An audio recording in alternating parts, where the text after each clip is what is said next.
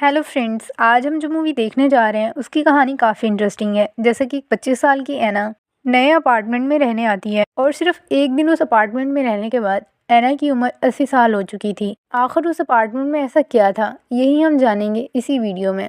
Movie की शुरुआत में हमें एक बूढ़ी औरत दिखाई जाती है जिसके लिए चलना भी बहुत मुश्किल था। इसे वो रेंग कर अपने घर की विंडो के पास आ रही थी। उस विंडो से वो एक रस्सी को नीचे फेंकती है। देखकर ऐसा लग रहा था कि ये बूढ़ी औरत इसी विंडो के थ्रू यहाँ से जाना चाह रही है। उस बूढ़ी औरत की उम्र ज़्यादा होने की वजह से उसके अंदर बिल्कुल हिम्मत नहीं थी, लेकिन फिर भी वो हिम्मत नहीं हारती और उस विंडो के थ्रू ही रस्सी को पकड़कर नीचे जाने की कोशिश करती है। बूढ़ी औरत के हाथों में इतनी ताकत तो थी नहीं कि वो रस्सी के थ्रू नीचे तक पहुंच जाती, इसलिए उसका हाथ फिसल जाता है और वो नीचे गिरने वाली थी। उसके हाथ से रस्सी छूट जाती है, लेकिन अजीब बात ये थी कि वो फिर भी नीचे नहीं गिरती क्योंकि उसका पाँव रस्सी में फंस गया था। अब वो कोशिश करती है कि अपना पाँव छुड़वाकर वहाँ से जा सके, लेकिन तभी कोई था जो उस रस्सी को ऊपर की तरफ खींचने लगता है। इसी वजह से उस बूढ़ी औरत के नकली दांत भी वहीं गिर जाते हैं और वो बूढ़ी औरत उस विंडो के थ्रू ही अपार्टमेंट में दोबारा खींच ली जाती है। अब हमें मूवी का अगला सीन दिखाया जाता है जहाँ एक एना नाम की लड़की अपने लिए अपार्टमेंट देख रही थी। जब वो अपार्टमेंट देखने के लिए यहाँ आती है तो यहाँ का मैनेजर उसे बहुत कम रेट बताता है। इतना कम रेट सुनकर एना बहुत खुश होती है कि उसके बजट के अंदर ही उसे इतना अच्छा अपार्टमेंट मिल रहा है। और हमें वहीं उसी बूढ़ी औरत को दिखाया जाता है जो उस अपार्टमेंट से रेंगते हुए भागने की कोशिश कर रही थी। अब वो बूढ़ी औरत और मैनेजर एना को उस एग्रीमेंट पर साइन करने के लिए कहते हैं। एना अब उन्हें अपने बारे में बताने लगती है कि वो यहाँ इस सिटी में न्यू आई है। पहले तो वो अपनी फ्रेंड के साथ रहती थी, लेकिन उनकी होने वाली लड़ाई की वजह से अब एना अपने लिए अलग अपार्टमेंट ढूंढ रही है। बूढ़ी औरत उसे घूर रही थी क्योंकि एना ने अभी तक साइन नहीं किया था। तो वो बूढ़ी औरत एना से कहती है, तुम यहाँ सिर्फ बातें करने आई हो या तुम्हें अपार्टमेंट लेना भी है? इस पर एना कहती है कि हाँ ज़रूर, मुझे यही अपार्टमेंट चाहिए। फिर मैनेजर उसे साइन करने के लिए कहता है, लेकिन एना का पेन नहीं चलता। फिर बूढ़ी औरत उसे अपना पेन देती है। बूढ़ी औरत को देखकर लग रहा था कि उसे बहुत जल्दी है यहाँ से जाने की। उस बूढ़ी औरत की जल्दबाजी को देखकर एना पूछती है कि आप लोग ये अपार्टमेंट क्यों छोड़ रहे हैं? इस पर बूढ़ी औरत कहती है कि मैं दुनिया घूमना चाहती हूँ। ये सुनकर एना को बहुत अजीब लगता है कि वो बूढ़ी औरत इस उम्र में दुनिया घूमना चाहती है, जबकि उसे बेड रेस्ट करना चाहिए। खैर, वो बूढ़ी औरत जल्दी से अपना सामान लेकर उस अपार्टमेंट से जाने लगती है। मैनेजर वहाँ से जाने से पहले एना से कहता है, अगर तुम्हें कोई भी मदद चाहिए हो तो मुझे कॉल कर लेना। घर की हालत बहुत पुरानी थी और ऐसा लग रहा था कि काफ़ी अरसे से वहाँ सफाई भी नहीं हुई, इसलिए एना उस अपार्टमेंट की दीवारों को पेंट करने लगती है, पूरे अपार्टमेंट की डस्टिंग करती है और चीज़ों को अपने मुताबिक ही सेट करके रखती है। अब एना जब गार्बेज को बाहर फेंक के घर वापस आती है तो देखती है कि अपार्टमेंट की हालत बिल्कुल पहले जैसी है, यानी उसने इतना टाइम लगाकर जो सफाई की थी उसको कोई फ़ायदा नहीं हुआ। हर जगह धूल मिट्टी वैसी की वैसी ही फैली हुई थी। एना इस चीज़ को इग्नोर करके दोबारा सफाई करने में लग जाती है, लेकिन इसका भी कोई फ़ायदा नहीं होता। घर की हालत पहले जैसी ही रहती है। ये सब एना को बहुत अजीब लगता है, लेकिन वो इसे इग्नोर करके अब सोने के लिए चली जाती है। अगली सुबह एना जब खुद को शीशे में देखती है तो उसके बहुत गहरे डार्क सर्कल्स और चेहरे पर झुर्रियाँ थी। ये देखकर एना बहुत हैरान होती है कि इतनी कम उम्र में वो बूढ़ी दिखना शुरू हो गई थी। अब उसे आइडिया हो गया था कि ये सब कुछ इसी अपार्टमेंट की वजह से हो रहा है। अब एना मैनेजर के पास जाती है और उससे कहती है कि तुमने भूतिया अपार्टमेंट मेरे हवाले कर दिया है, जहाँ इतनी सफाई करने के बाद भी घर पहले की तरह ही गंदा है और एक ही दिन में मेरे चेहरे पर इतनी झुर्रियाँ आ गई हैं और इतने गहरे डार्क सर्कल्स, इसलिए तुम मेरे पैसे वापस करो, मुझे इस अपार्टमेंट में नहीं रहना। एना की बात सुनकर मैनेजर कहता है, तुम्हें कोई पैसे वापस नहीं मिलेंगे, तुम्हें उस अपार्टमेंट में ही रहना पड़ेगा, क्योंकि एग्रीमेंट पे बहुत क्लियर लिखा हुआ था कि जब तक न्यू लोग यहाँ रहने के लिए नहीं आ जाते तुम इस अपार्टमेंट को छोड़कर कहीं नहीं जा सकती। एना जब उस एग्रीमेंट को देखती है तो वहाँ बहुत बारीक करके लिखा हुआ था, इवन उसे अपनी नॉर्मल आई से तो नज़र ही नहीं आ रहा था।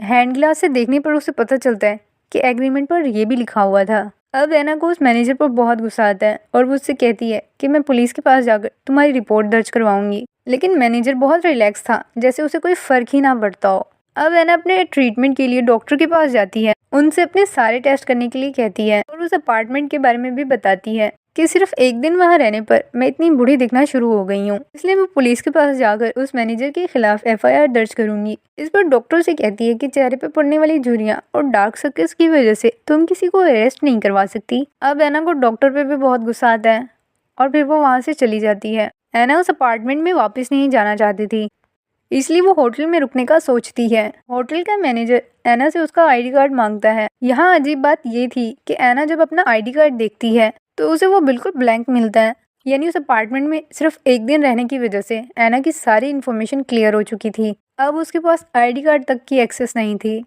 अब वो होटल के मैनेजर को डबल पैसे देती है, जिससे उसे रूम तो मिल जाता है।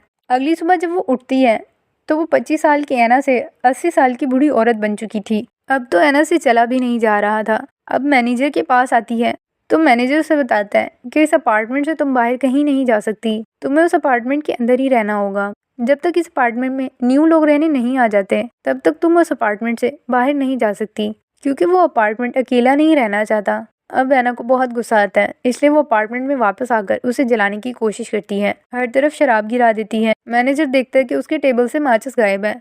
उसे समझ लग गई थी कि ऐना अपार्टमेंट को जलाने वाली है, इसलिए वो भागकर अपार्टमेंट की तरफ आता है। ऐना माचिस की तीली को बहुत बार जलाती है, लेकिन अपार्टमेंट में आग नहीं लगती और अपार्टमेंट में जो भी चीजें थी वो उसे पनिश करने लगती हैं।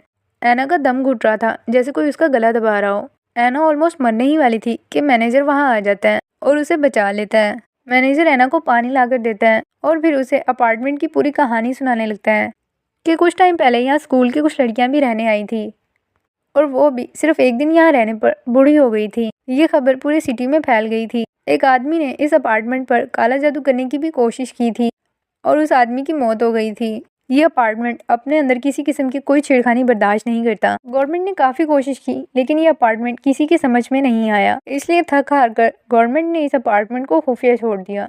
अब मैनेजर ऐना से कहता है, अगर तुम इस अपार्टमेंट से अपनी जान छुड़वाना चाहती हो तो न्यू किराएदार यहाँ ले आओ, इस तरह तुम अपनी जान बचाकर यहाँ से जा सकती हो। अगली सुबह ऐना अपने फ्रेंड से मिलने जाती है। ऐना अब इतनी बूढ़ी और कमजोर हो चुकी थी कि उसके लिए चलना भी बहुत मुश्किल था।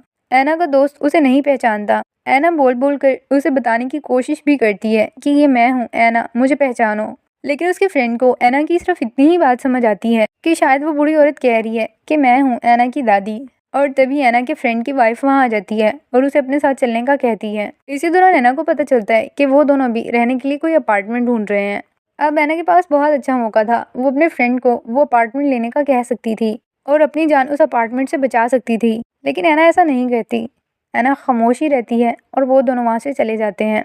ऐना अपने अपार्टमेंट में वापस आकर सो जाती है। रात को जब वो सोई होती है तो रेडियो खुद ब खुद चलने लगता है। अपार्टमेंट के अंदर सारे काम खुद ब खुद हो रहे थे, जैसे कोई उसके लिए खाना बना रहा हो। ऐना जब सुबह सोकर उठती है तो उसके सामने रखी हुई टेबल पर खाना था, जैसे अभी बनाकर उसके लिए ही रखा गया है। ऐना खाना नहीं खाती, वो खाने को डस्टबिन में फेंक देती है और अब उसकी नज़र चाय पे पड़ती है। गरम गरम चाय देखकर ऐना का दिल करता है कि वो इसे पिए और फिर वो चाय पीने लगती है। फिर ऐना की नज़र अपनी स्किन पर पड़ती है, जो कि बहुत पतली हो चुकी थी। वो तो हाथ लगाने से ही उखड़ रही थी। जब ऐना अपनी स्किन को खींचती है तो अंदर उसे 2 वायर्स नजर आती हैं। ऐना को पता चल गया था कि अब उसका आखिरी वक्त आ चुका है, ऐना अब मरने वाली है। तभी मैनेजर वहां आता है कपल को लेकर उस अपार्टमेंट का विजिट करवाने के लिए। जब ऐना उस कपल को देखती है तो वो और कहीं नहीं बल्कि उसका ही फ्रेंड और उसकी वाइफ थी। अब ऐना के पास अच्छा मौका था, वो इन्हें यहाँ फंसा कर खुद यहाँ से आराम से जा सकती थी, लेकिन फिर भी ऐना ऐसा नहीं करती, क्योंकि ऐना को एहसास था वो खुद जिस मुसीबत में फंसी हुई थी किसी और को वहाँ नहीं फंसा सकती थी। उसके अंदर की इंसानियत उसे ऐसा करने से मना करती है। इसीलिए उसका फ्रेंड जब अपार्टमेंट के पेपर्स पर साइन करने लगता है तभी ऐना उसके हाथ पर गरम गरम चाय गिरा देती है और उन पर गुस्सा करने लगती है कि चले जाओ यहाँ से और यहाँ दोबारा कभी मत आना।